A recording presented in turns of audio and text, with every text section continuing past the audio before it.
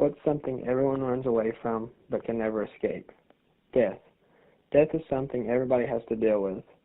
One of the hardest things is to accept that the person is gone.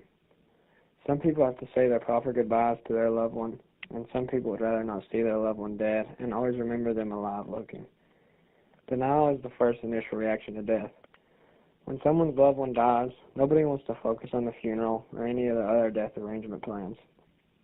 If someone dies, their friends and family would like to mourn in peace.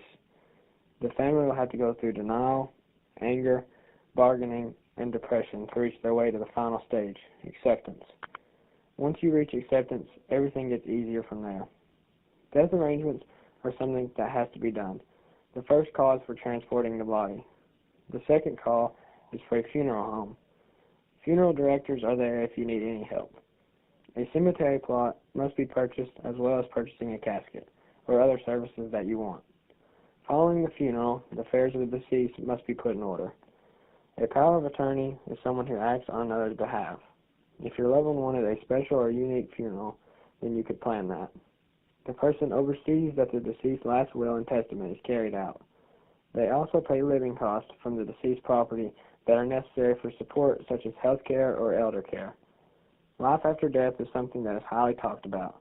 Scientists have found that there could be an afterlife. If you are a believer in Jesus Christ, then you probably believe that there is a heaven and hell.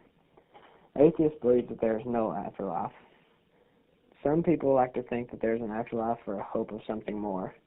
Afterlife gives some people a reason to act better. Death is something everyone wants to avoid, but no matter what you do, you can't get away from it. Death is a consequence of life, but until then, all the decisions you make can all lead up to and affect how long or how short you live. Some people have different outlooks on death. Some think it's scary, some aren't scared because they believe in a good afterlife.